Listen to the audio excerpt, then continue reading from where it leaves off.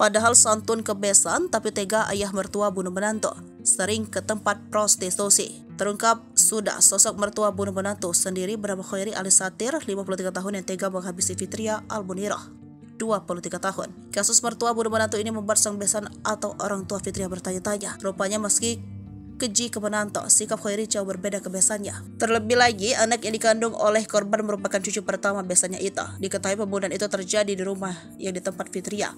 Suaminya bernama Sueb dan Khairi di Dusun Blimbing, Desa Pararejo, Kecamatan Purwodadi, Kabupaten Pasuruan, Jawa Timur, pada Selasa 31 Oktober 2023. Sueb jadi orang pertama yang menemukan Fitria. Saat itu Sueb baru pulang interview kerja, syok menemukan istrinya yang sedang hamil tergeletak di kamar.